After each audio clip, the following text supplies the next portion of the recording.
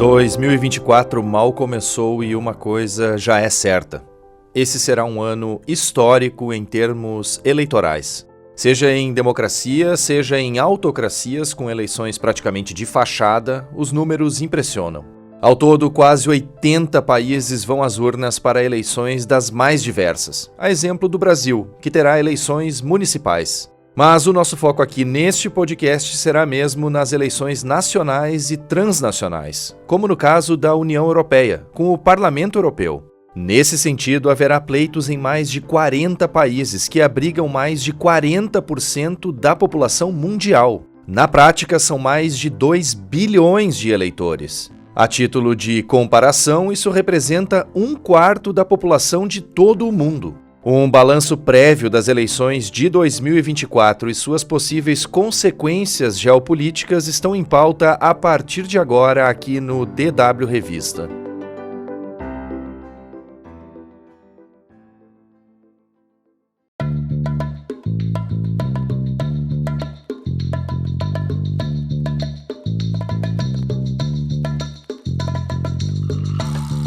E está no ar o DW Revista, o podcast semanal produzido pela redação brasileira da DW. Eu sou o Guilherme Becker e falo diretamente de Bonn, na Alemanha. Nesta edição sobre o super ano eleitoral que será 2024, com eleições em todo o mundo, eu vou conversar com meus colegas de DW Leila Endruweit e Braima Daramy. A Leila é repórter e editora da redação brasileira da DW e o Braima é editor, apresentador e radialista da DW África, ambos aqui em Bonn. Outra curiosidade interessante sobre essa eleição para o Parlamento Europeu é que este será o primeiro pleito sem a presença do Reino Unido no bloco, já que o Brexit foi efetivamente colocado em prática no dia 1º de fevereiro de 2020 e a última eleição havia sido em 2019. A África do Sul deve ter aqui a disputa mais renhida desde o fim do regime racista do Apartheid, que ocorreu em 1994.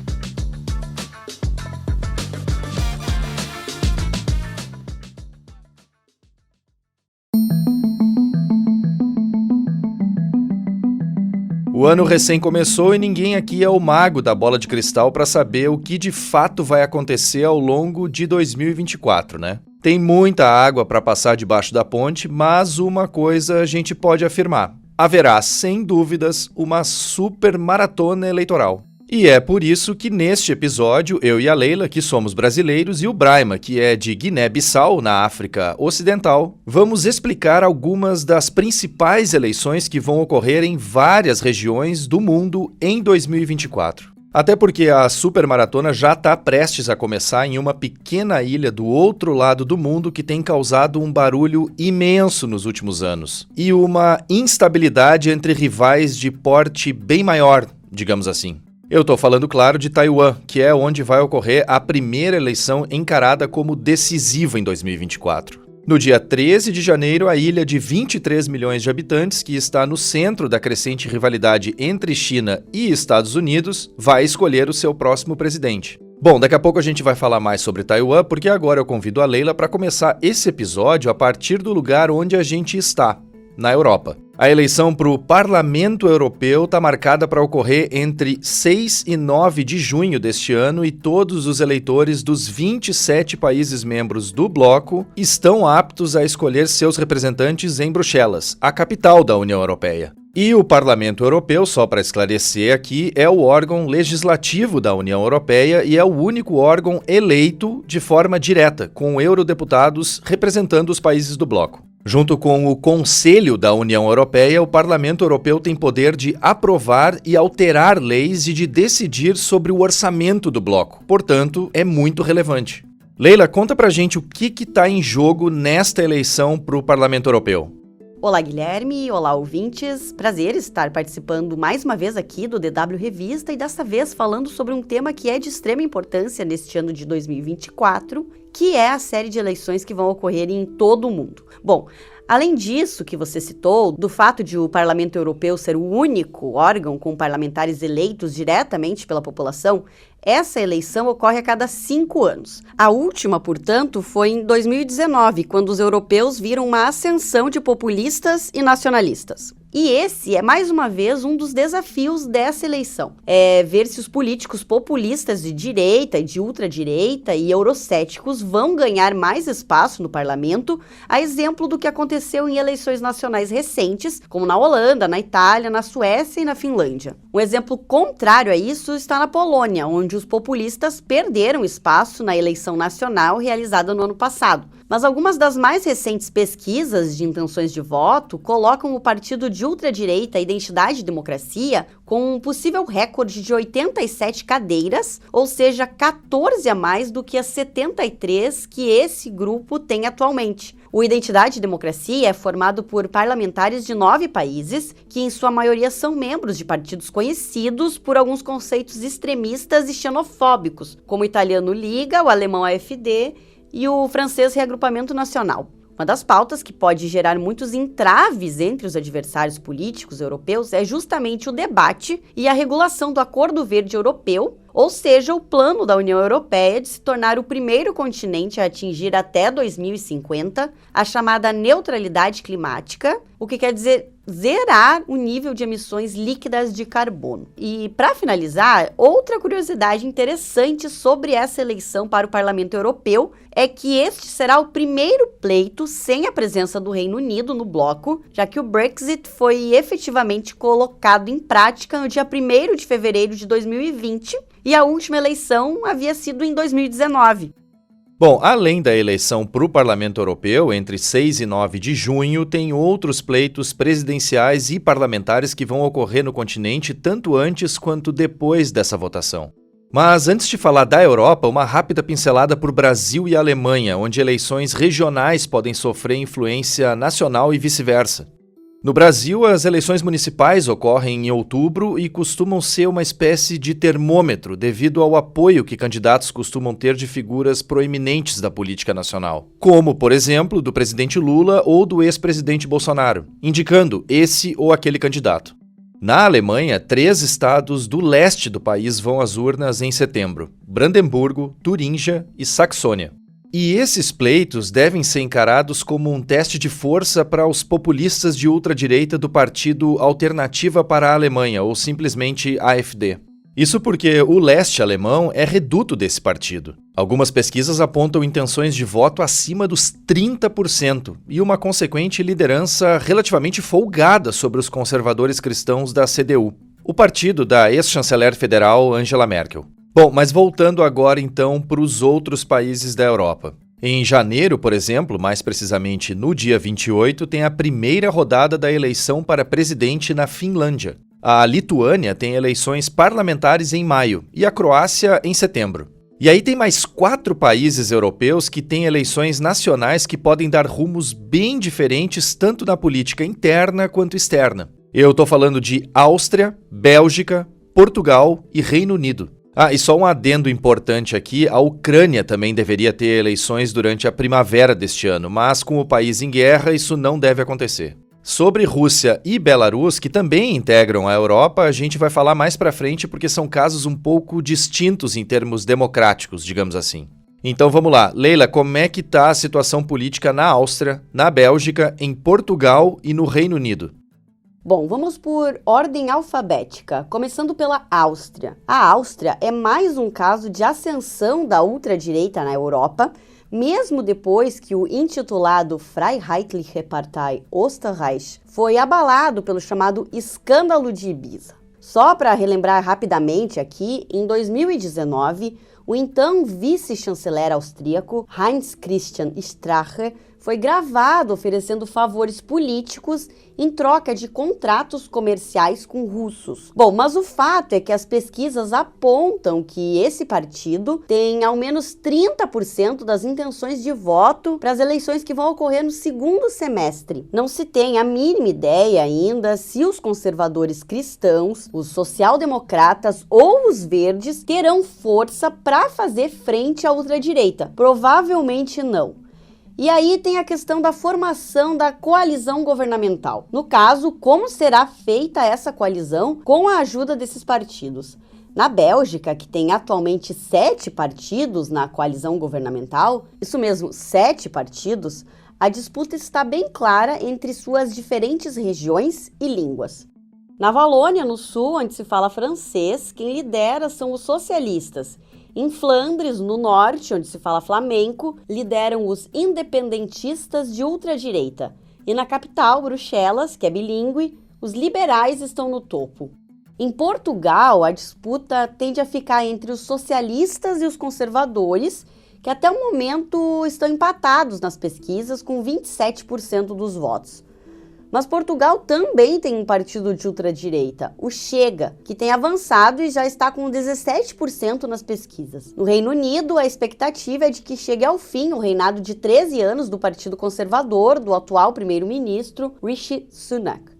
Tomados por divisões e rivalidades internas e cada vez mais à direita, os conservadores devem chegar à eleição com o atual premier tentando agitar o eleitorado em temas como combate à imigração. As pesquisas, no entanto, indicam uma derrota estrondosa frente aos trabalhistas. Liderados no momento pelo centrista Keir Starmer, os trabalhistas aparecem com folga na liderança na maioria das sondagens.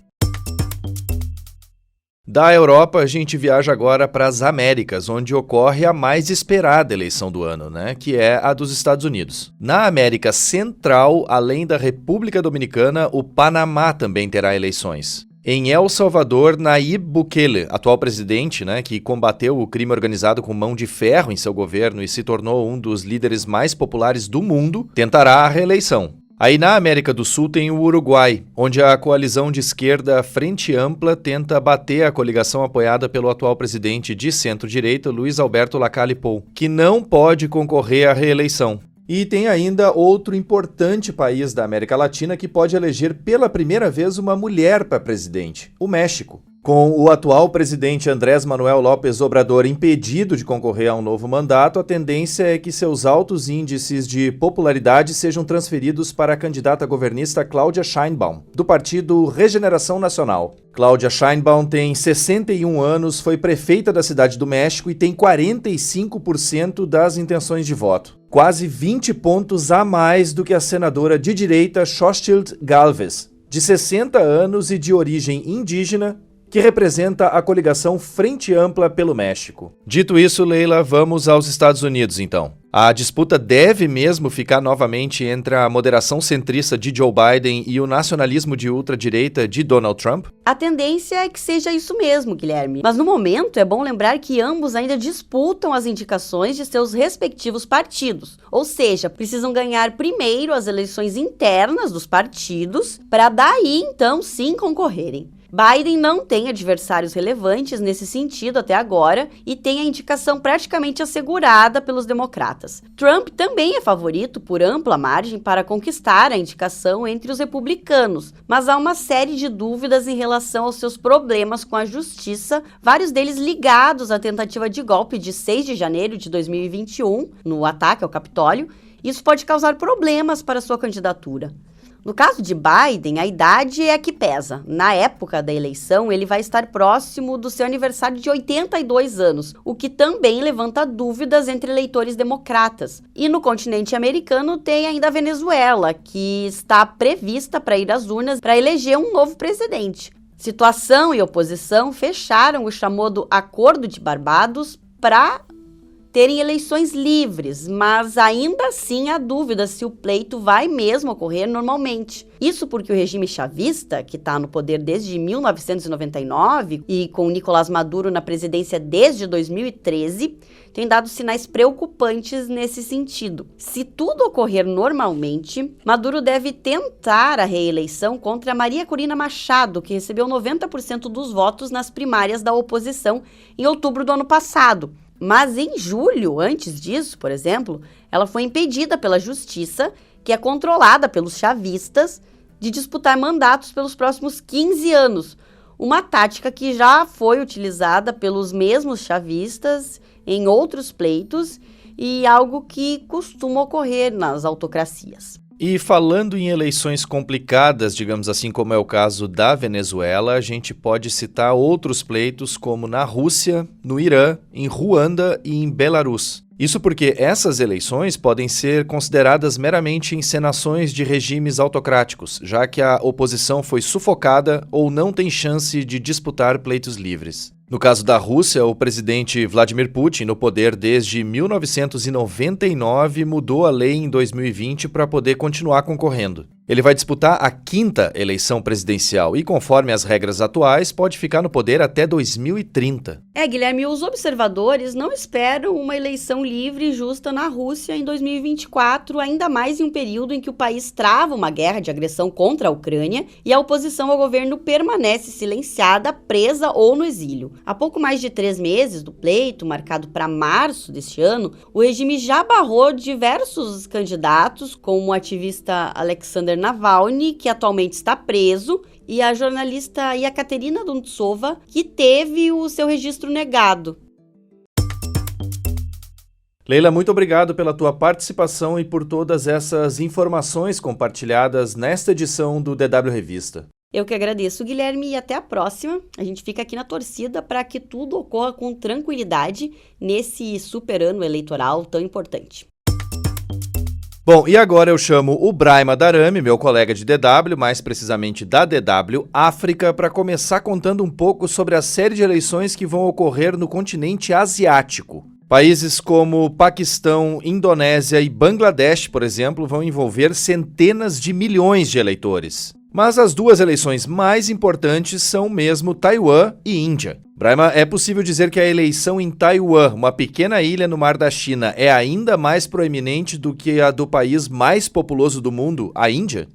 Olá Guilherme, olá também ouvintes. Obrigado mais uma vez pelo convite para estar aqui. Em primeiro lugar, votos de um bom, excelente 2024 a todos. Bom, eu não sei se dá para dizer se a eleição em Taiwan é de facto mais importante do que a da Índia. Mas o facto é que Taiwan se encontra numa situação muito delicada porque a ilha é uma democracia já consolidada que, ao mesmo tempo, vive sob a sombra da ditadura comunista da China. A China considera Taiwan uma província rebelde e tenta reintegrar o território. Taiwan também é aliada militar dos Estados Unidos da América e é justamente essa puxa-puxa, se me é permitida a expressão, que se reflete muito na disputa eleitoral que ocorre no momento em que Pequim aumenta a pressão militar sobre a ilha.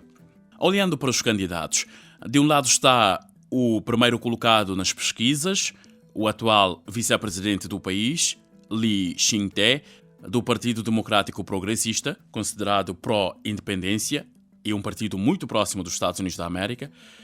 E do outro lado está Hu Yu-hee, do Partido Nacionalista Chinês, que defende uma aproximação com a China.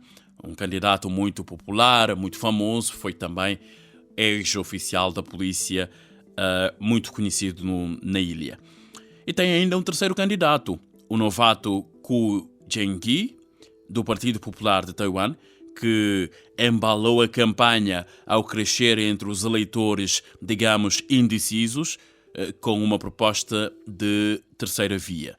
Já na Índia, aí a situação é mais complicada. A importância está também das eleições em vários fatores, principalmente no número de eleitores, já que o país agora é o mais populoso do mundo, mais do que a China, ligeiramente mais do que a China, com mais de 1 bilhão e 400 milhões de habitantes e tem cerca de 900 milhões de eleitores, um número bastante expressivo, Guilherme. Então a Índia vai às urnas entre abril e maio e a eleição é encarada como um teste de popularidade para o primeiro-ministro Narendra Modi, que busca mais um mandato.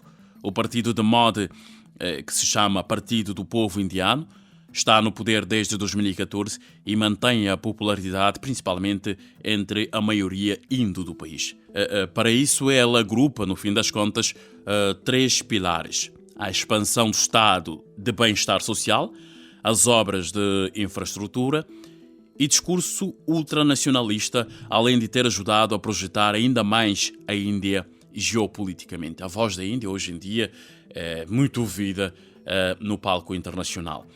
E isso faz com que o MOD chegue à eleição muito favorito, com uma aprovação de 70%, complicando a vida da oposição, formada por mais de 20 partidos, para tentar tirá-lo do poder, o que não vai ser uma tarefa fácil. Os críticos dele, no entanto, apontam que as ações de MOD também alienaram algumas minorias do país, como, por exemplo, muçulmanos e sikh. Para fechar aqui, Braima, e a África? Em 2024 tem eleição na África do Sul, um dos principais países do continente, e também em 2 países lusófonos, que são Moçambique e o teu país de origem, Guiné-Bissau. Como está a situação política e eleitoral nesses locais? Bom, Guilherme, a África do Sul deve ter aqui a disputa mais renhida desde o fim do regime racista do Apartheid, que ocorreu em 1994, que é desde quando o Partido Congresso Nacional Africano, ANC, está no poder. E que se diga, é o partido de Nelson Mandela, presidente da África do Sul, entre 1994 e 99, e Mandela é um dos maiores líderes políticos do século XX. Nas últimas 3 décadas, o partido desfrutou da maioria no legislativo sul-africano, garantindo a presidência do país. Mas crises económicas, alto desemprego e altos índices de violência e sucessivos escândalos de corrupção envolvendo figuras do partido podem, de facto, complicar bastante a situação do Congresso Nacional Africano.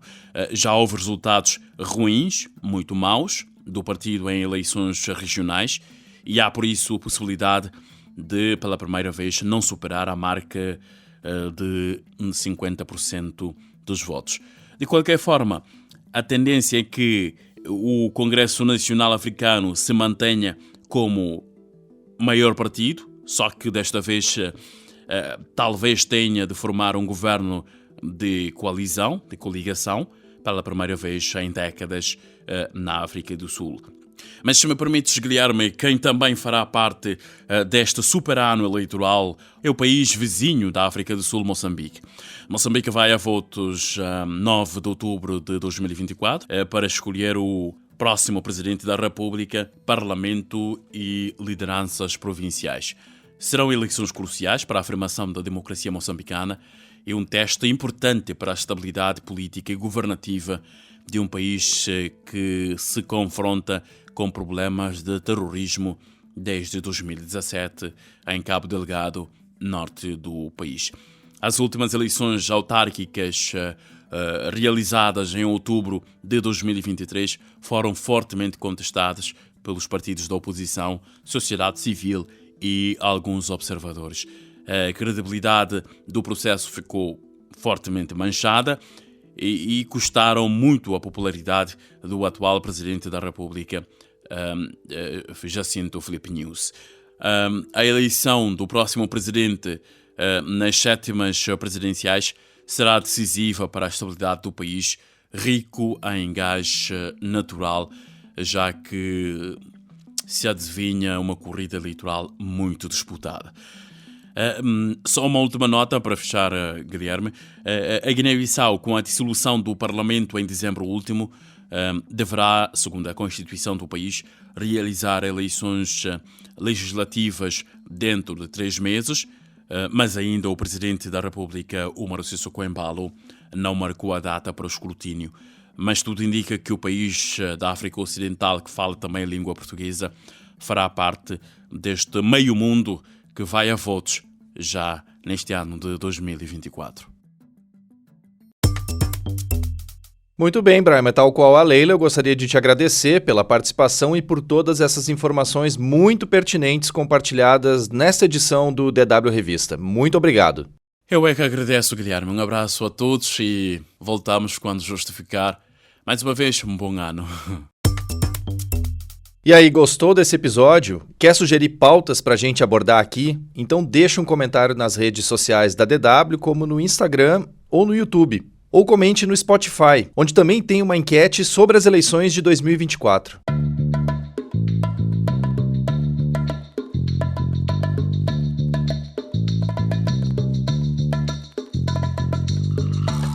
A edição desta semana do DW Revista fica por aqui. Mais conteúdos você encontra no nosso site. Acesse dw.com/Brasil. Não deixe de acessar o canal da DW Brasil no YouTube. Lá tem explainers, reportagens e também vídeos curtos sobre diversos assuntos. DW Revista é uma produção da DW, em Bonn, na Alemanha, e pode ser acessado por meio de plataformas como o Spotify, onde basta procurar pela playlist DW Revista. Além disso, tem no Deezer, iTunes, Google Podcasts, Google Home e Alexa. Em tablets ou celulares é só baixar o aplicativo Google Assistente para Android ou iOS. A produção, apresentação e edição técnica do DW Revista são minhas, Guilherme Becker, com apoio de Leila Endruvait e Bray Madarami, que você ouviu conversando comigo durante o programa. A revisão final também é da Leila Endruvait. Coordenação, Rafael Plezan. O DW Revista volta na sexta-feira que vem. Obrigado por acompanhar a gente e um bom final de semana.